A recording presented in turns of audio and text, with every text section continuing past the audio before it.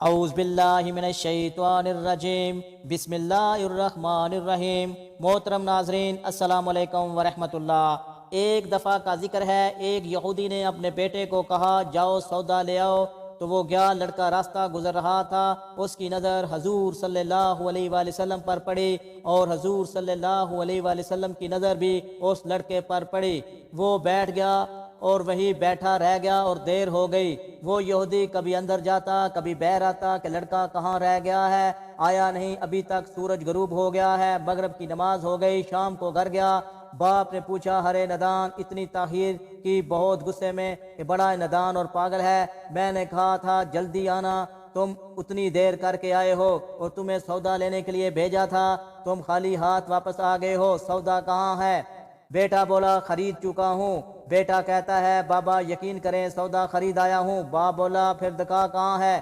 بیٹا کہاں کہاں، کاش تیرے پاس وہ آنکھ ہوتی، تجھے دکھاتا میرا سودا کیا ہے۔ میرے بابا میں تمہیں کیا بتاؤں، میں کیا سودا خرید لایا ہوں۔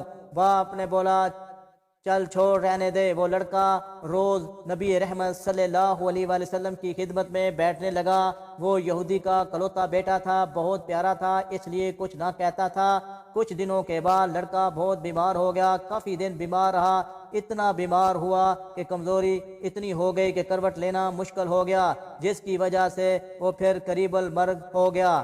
یہودی بہت پریشان تھا، پھر بھاگا گیا حضور صلی اللہ علیہ وآلہ وسلم کی بارگاہ میں اور بولا آپ کے پاس آیا ہوں، آپ جانتے ہیں میں یہودی ہوں، مجھے آپ سے کوئی اتفاق نہیں، مگر میرا لڑکا آپ کو دل دے گیا ہے اور قریب المرگ ہے، آپ کو رات دن یاد کر رہا ہے، کیا ممکن ہے کہ آپ اپنے اس دشمن کے گھر کو اپنے مشوق عاشق کو ایک نظر دکھانا پسند کرو گے؟ کیا یہ آرزو پوری ہو جائے گی؟ وہ مرنے سے پہلے آپ صلی اللہ علیہ وآلہ وسلم کا دیدار کر لے، وہ کسی اور چیز کی آرزو نہیں کر رہا۔ آپ صلی اللہ علیہ وآلہ وسلم نے یہ نہیں فرمایا کہ میں جاؤں گا یا نہیں جاؤں گا۔ آپ صلی اللہ علیہ وآلہ وسلم نے فرمایا ابو بکر اٹھو، عمر اٹھو، علی چلو، چلیں آسمان آؤ، باقی جو سب ہیں چلیں، آپ کے عاشق کا دیدار ہم بھی کریں، اپنا دیدار اسے دیتے ہیں، آخری لمحہ ہے، آنکھیں بند کرنے سے پہلے چلو۔ یہودی کے گھر پہنچے تو لڑکے کی آنکھیں بند تھیں۔ حضور صلی اللہ علیہ وآلہ وسلم کا سراپا کرم ہی کرم ہے،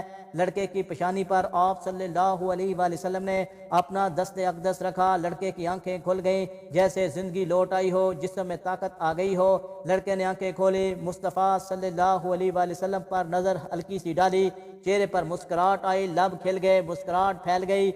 حضور صلی اللہ علیہ وآلہ وسلم نے فرمایا بس اپنا کلمہ پڑھ لو۔ لڑکا اپنے باپ کا منہ تکنے لگا تو وہ یہودی بولا میرا منہ کیا تکتا ہے، ابو القاسم محمد بن عبداللہ صلی اللہ علیہ وآلہ وسلم جو کہتے ہیں کر لو۔ لڑکا بولا یا رسول اللہ صلی اللہ علیہ وآلہ وسلم میرے پاس تو کچھ بھی نہیں۔ آپ صلی اللہ علیہ وآلہ وسلم نے فرمایا بس تم کلمہ پڑھو، میں جانوں اور جنت جانے، تم میرے ہو جاؤ، جنت تو میری ہے، جنت میں لے جانا یہ میرا کام ہے۔ لڑکے نے کلمہ پڑھا، جب اس کے منہ سے یہ نکلا محمد رسول اللہ صلی اللہ علیہ وآلہ وسلم، روح باہر نکل گئی، کلمہ کا نور اندر چلا گیا، آنکھیں بند ہوئیں، لب خاموش ہوئے۔ لڑکے کا باپ وہ یہودی بولا محمد صلی اللہ علیہ وآلہ وسلم میں اور آپ دونوں مخالف ہیں، اس لیے یہ لڑکا اب میرا نہیں رہا، آپ یہ اسلام کی مقدس مانت ہے کا شانہ نبوت صلی اللہ علیہ وآلہ وسلم سے اس کا جنازہ اٹھائیں، تبھی اس کی عزت ہے، لے جاؤ اس کو۔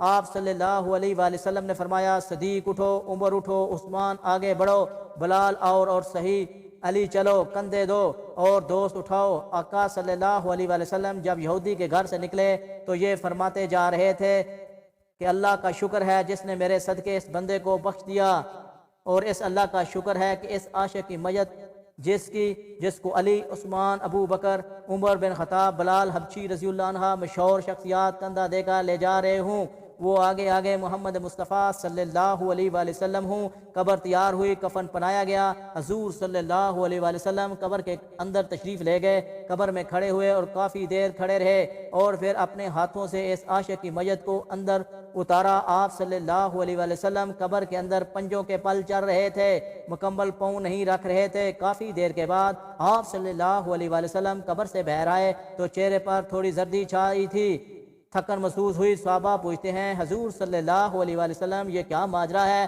تو یہ تو بتائیں آپ صلی اللہ علیہ وآلہ وسلم نے قبر میں پاؤں مبارک مکمل کیوں نہیں رکھا، آپ صلی اللہ علیہ وآلہ وسلم پنجوں کے بل کیوں چلتے رہے؟ تو کریم آقا صلی اللہ علیہ وآلہ وسلم نے فرمایا قبر کے اندر بے پناہ فرشتے آئے ہوئے تھے، اس لیے مجھے جہاں جگہ ملتی میں پنجہ وہیں رکھتا تھا، پاؤں رکھنے کی جگہ نہیں تھی، میں نہیں چاہتا تھا کسی فرشتے کے پاؤں پر میرا پاؤں آ جائے۔ صحابہ نے پوچھا آپ صلی اللہ علیہ وآلہ وسلم قبر کے اندر کیوں گئے، ہمیں کہتے ہم چلے جاتے۔